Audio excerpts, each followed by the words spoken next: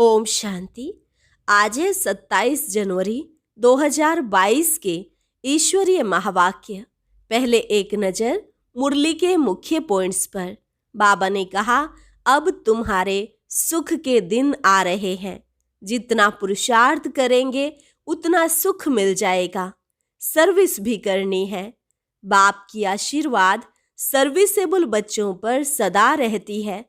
जो कुंभकर्ण की अज्ञान नींद में सोए हुए हैं, उन्हों को जगाना है। बहुत युक्ति से समझाना चाहिए। जास्ती बित बित नहीं करनी। जैसे मम्मा बाबा ज्ञान ज्ञानेश्वरी और फिर राज राजेश्वरी बनेंगे, ऐसे तुम्हें भी माँ बाप को फॉलो करना चाहिए। फिर कहा, बाप आए हैं तुमको लेने, तो उन पर पूरा वारी जाना है। जितना हो सके देहधारियों की याद कम करते जाओ। तुम कर्म योगी हो। दिन में भले सब कार्य करो, परंतु साथ साथ ऐसी याद में रहो जो अंत में बस एक बाबा ही याद रहे। रात को जाग कर भी याद करो तो तबीयत खराब नहीं होगी, क्योंकि योग से तो और ही बल मिलेगा। अब तुम्हें नींद को जीतना है। आगे कहा, एवर हेल्दी बनना है तो एवर याद करना है, तब अंतमति सोगति हो जाएगी। चुप रहकर पढ़ना है तो बहुत भारी पद मिल जाएगा। बाप तो कुमारियों को बचाने की कितनी कोशिश करते हैं, लेकिन अचानक काम का तूफान आता है तो नर्क में गिर जाती हैं, फिर पछताती भी हैं। और लास्ट में बाबा ने कहा, छोटे बच्चों पर कभी क्रोध नहीं करना। हर बात में राय लेनी है। सिर्फ शुद्ध चीजें ही खानी चाहिए। अगर बहुत लाचारी हालत में कुछ खाना पड़े तो दृष्टि देकर खाओ। और अब सुनते हैं महावाक्यों को विस्तार से। मुरली का सार। मीठे बच्चे, तुम्हारे सुख के दिन अब आ रहे हैं। लोक लाज कलयुगी कुल की मर्यादाएं छोड़ अब तुम कमाई करो। बाप से पूरा वर्षा लो। प्रश्न, अंतमति सोगति किस पुरुषार्थ से होगी? उत्तर, बाबा कहते, बच्चे, तुमने अब तक जो कुछ पढ़ा है उसे भूल सिर्फ एक बात याद करो, चुप रहो। अपने को आत्मा समझ बाप की याद में रहने का पुरुषार्थ करो। बाप बच्चों को कोई तकलीफ नहीं देते, लेकिन दर बदर होने से बचाते हैं। गरीब बच्चे जो शादी आदि के लिए कर्जा लेते हैं, बाबा उससे भी छुड़ा देते हैं। बाबा कहते हैं, बच्चे, तुम पवित्र बनो तो अंतमति सोगति हो जाएगी। गीत, धीरज धर मनवा धीरज धर, तेरे सुख के दिन आए कि आए। ओम शांति। यह गीत है भक्ति मार्ग का। वह इनका अर्थ समझते नहीं है, सिर्फ बच्चे ही जानते हैं। अब बरोबर हमारे सुख के दिन आ रहे हैं, जिसके लिए हम पुरुषार्थ कर रहे हैं। जितना पुरुषार्थ करेंगे उतना सुख मिलना है। श्रीमत पर झोली भरते हैं। भक्ति मार्ग को कहा जाता है ब्रह्मा की रात। उन्हों को यह पता नहीं है कि पतित पावन बाप कब आएंगे। अब तुम बच्चे जानते हो कि कलयुग के अंत और सतयुग के आदि को ही संगम युग कहा जाता है। अब तुम उन्हों को कुंभकर्ण की नींद से जगाते हो। मनुष्य याद करते हैं एक पतित पावन ज्ञान सागर बाप को। उस सागर को तो याद नहीं करते जिससे यह पानी की नदियां निकलती हैं। वहां तो नदियों का संगम है, सागर और नदियों का नहीं है। खूबी है तो सागर और नदियों के मेले की। सागर तो जरूर चाहिए ना। सतयुग की स्थापना करने वाला ही सच्चा बाप सच्ची कहानी नर से नारायण बनने की सुनाते हैं। याद भी उनको ही करते हैं कि हे पतित पावन आओ। तो जब परमात्मा आए तभी कहा जाए आत्माओं और परमात्मा का मेला संगम का। यह है सच्चा सच्चा मेला।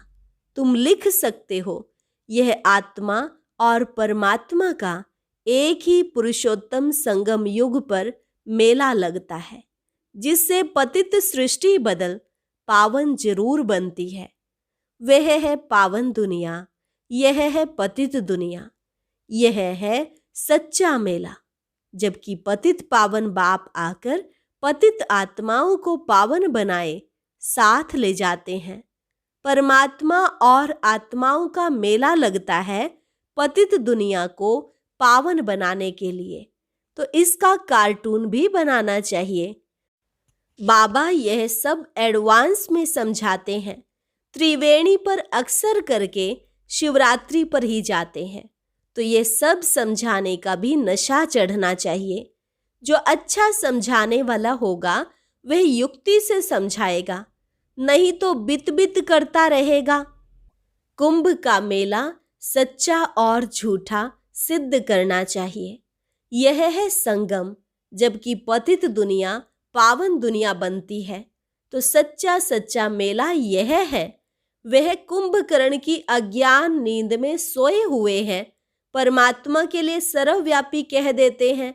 वह तो पतित पावन है, उनको तो आना है पावन बनाने। तुम जानते हो यह एक ही पुरुषोत्तम संगम युग है, जिसमें चढ़ती कला होती है।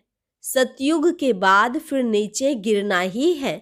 जो समय बीता वह कहेंगे पूरा हुआ। पुराना होते होते बिल्कुल ही पुराने बन जाएंगे। तुम्हारी स्वास्तिका भी ऐसी बनाई हुई है, सतो प्रधान, सतो रजो तमो। तुम जानते हो हम अभी बाप से सदा सुख का वर्षा पाने का पुरुषार्थ करते हैं। बाबा पुरुषार्थ भी बहुत सहज कराते हैं, कोई तकलीफ नहीं, और ही दर बदर होने से बचाते हैं।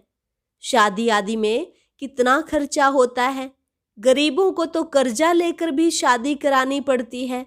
बाबा इन कर्जी आदि से छुड़ाते भी हैं, नरक में गिरने से भी बचाते हैं, तो खर्ची आदि से भी बचाते हैं।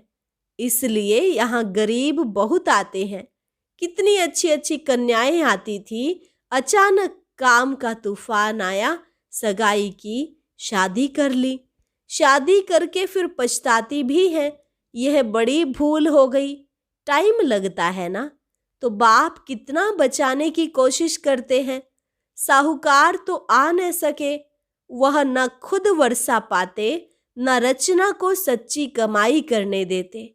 गरीबों में भी बहुत गंदी रस्म रिवाज है, लोक लाज कुल मर्यादा मार डालती है।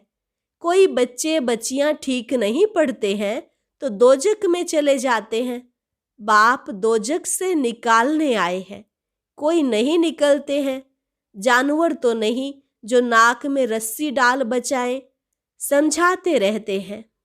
बाप बच्चों का रचयिता होने के कारण समझाते हैं, बच्चे तुम सच्ची कमाई करो, बच्चों को भी कराओ। तो भी कितनी खिटपिट होती है। स्त्री आए तो पति ना आए, पति आए तो बच्चा ना आए, इसलिए खिटपिट होती है। समझाते तो बहुत अच्छी रीति है, मूल बात है पवित्रता की। बच्चे लिखते हैं, बाबा क्रोध आ गया, तो समझाया जाता है तुम बच्चों पर क्रोध क्यों करते हो। कृष्ण के लिए दिखाते हैं, जशोदा हाथ बांध उखरी से बांध देती थी, परंतु ऐसी बात है नहीं। वहां तो मर्यादा पुरुषोत्तम बड़े रमणीक बच्चे होते हैं। यहाँ भी कोई कोई बच्चे बड़े अच्छे होते हैं, बात करने की बहुत फजीलत रहती है। यहाँ तो ढेर बच्चे हैं, कोई कोई तो श्रीमत पर चलते ही नहीं हैं, कायदे पर चलते नहीं। कायदे भी तो है ना। मिलिट्री में काम करने वाले पूछते हैं, वहां खाना पड़ता है, बाबा क्या करें। बाबा कहते हैं, कोशिश करो शुद्ध चीज खाने की। लाचारी हालत में दृष्टि देकर खाओ, और क्या करेंगे। डबल रोटी तो मिल सकती है, शहद मक्खन आलू ले सकते हो। जिस चीज की आदत पड़ गई तो फिर चलता रहेगा। हर बात में पूछना पड़े। बाबा तो बहुत सहज कर देते हैं। सबसे अच्छा है पवित्र बनना। कोई कोई बच्चे ऐसे होते हैं जो घर को ही उड़ा देते हैं, बाप की मिल्कियत को उड़ाए नाम बदनाम कर देते हैं। तुम बच्चों की बुद्धि में अब है कि हमारे सुख के दिन आ रहे हैं, तो क्यों ना हम पुरुषार्थ कर ऊंचे से ऊंचा पद पाएं। पुरुषार्थ से ही मर्तबा मिलेगा। मम्मा बाबा तख्त नशीन होते हैं, ज्ञान ज्ञानेश्वरी सो फिर राज राजेश्वरी बनेंगे। तुमको भी ईश्वर ज्ञान देते हैं, तो तुम भी यह ज्ञान उठाए फिर आप समान बनाएंगे तो राज राजेश्वरी बनेंगे। माँ बाप को फॉलो करना चाहिए, इसमें अंधश्रद्धा की कोई बात नहीं। सन्यासियों के फॉलोवर्स बनते हैं परंतु फॉलो तो करते नहीं। जिनको सन्यास धर्म में जाना है वह घर में ठहरेंगे नहीं, उनसे सन्यासी बनने का पुरुषार्थ जरूर होगा। ड्रामानुसार ही भक्ति मार्ग शुरू हुआ है। सतो रजो तमो में तो सबको आना है। सबसे पहले श्री कृष्ण को देखो, उनको भी 84 जन्म लेने हैं जरूर। अब अंतिम जन्म में होंगे तब तो फिर शुरू में आएंगे। लक्ष्मी नारायण नंबर 1, सो फिर लास्ट में है, फिर नंबर 1 में आएंगे। उन्हों को जगत नाथ किसने बनाया, कब वर्षा मिला?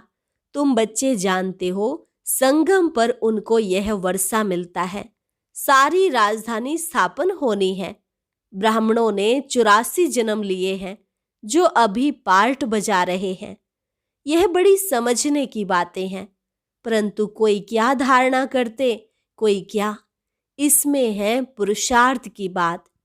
बाप प्रजापिता ब्रह्मा के मुख द्वारा सम्मुख कहते हैं, मैं आया हूं, मुझे याद करो, तो योग से तुम्हारे विकर्म विनाश होंगे। आत्मा कहती है, हाँ बाबा, मैं इन कानों से सुनता हूं। शरीर बिगर आप राजयोग कैसे सिखलाएंगे? शिव जयंती भी है जरूर। मैं आता हूं, परंतु कोई को पता नहीं पड़ता है। बाबा समझाते हैं, मैं कल्प कल्प ब्रह्मा के तन में ही आता हूं। जिसने 84 जन्म लिए हैं, इसमें बदली हो ना सके। यह राज राजेश्वर था, फिर अब ज्ञान ज्ञानेश्वर बन, फिर राज राजेश्वर बनना है। यह बना बनाया ड्रामा है। गाया भी जाता है, ब्रह्मा विष्णु शंकर।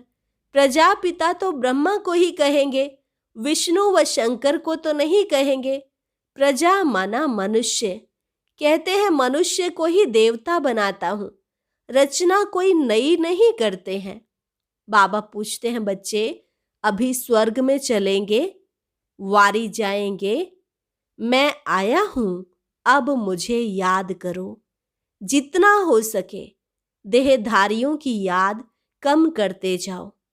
हाँ, तुम कर्म योगी हो, दिन में भले सब कुछ करो, परंतु साथ साथ ऐसी याद में रहो जो अंत समय में मेरी ही याद रहे। नहीं तो जिनके साथ लगन होगी वहां जन्म लेना पड़ेगा। ग्रस्त व्यवहार में रहते बाप को याद करने में मेहनत लगती है। बाप कहते हैं, रात को जागो, तुम्हारी तबीयत खराब नहीं होगी। योग से तो और ही बल मिलेगा। स्वदर्शन चक्रधारी बन चक्र फिराओ। हे नींद को जीतने वाले लाडले बच्चे, जिसका रथ लिया है उनको कहते हैं। तुम जानते हो राज राजेश्वर भी यह बनते हैं, तो नींद को जीतना है। दिन में तो सर्विस करनी है, बाकी कमाई रात को ही करनी है। भक्त लोग सवेरे उठते हैं, गुरु लोग उनको कहते हैं माला फेरनी है। धंधे में तो नहीं फेर सकेंगे। कोई कोई अंदर पॉकेट में माला फेरते हैं।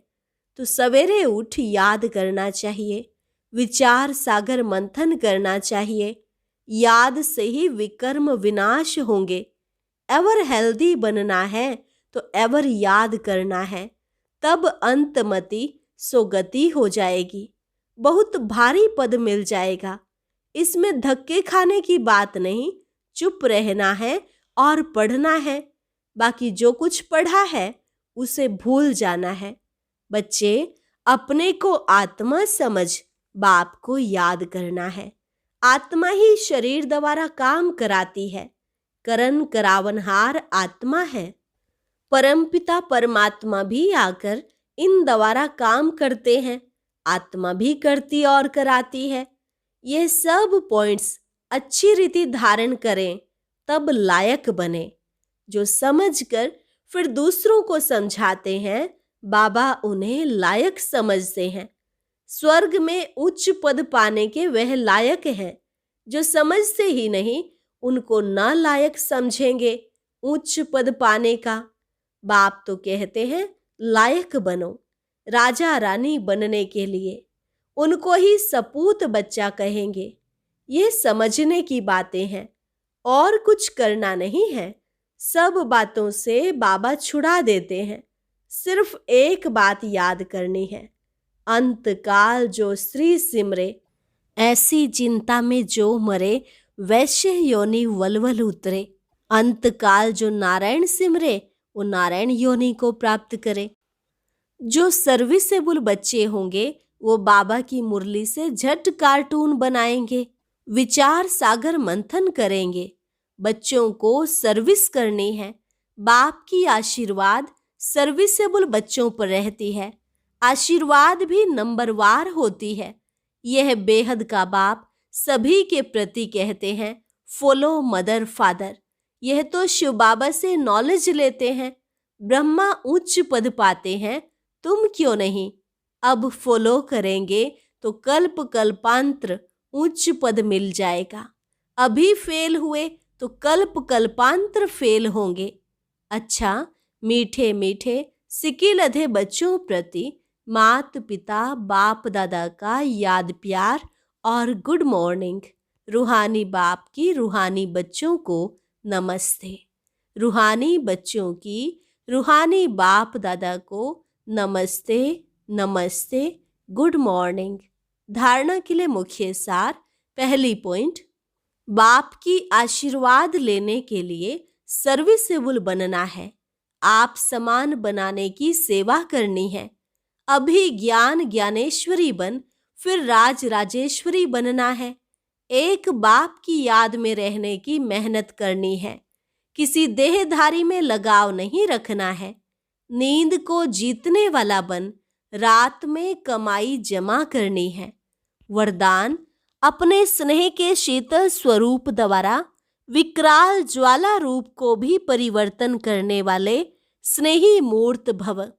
अपने स्नेह के शीतल स्वरूप द्वारा विकराल ज्वाला रूप को भी परिवर्तन करने वाले स्नेही मूर्त भव।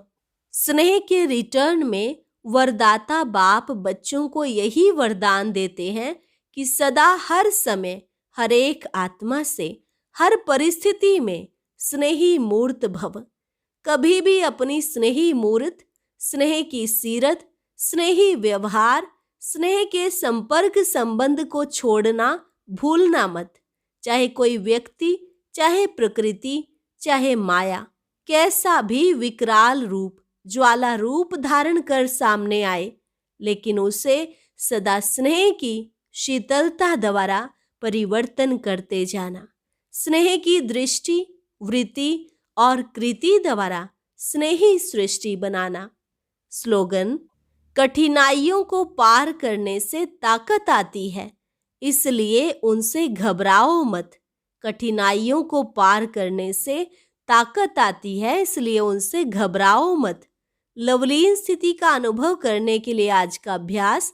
लवलीन स्थिति वाली समान आत्माएं सदा के योगी हैं।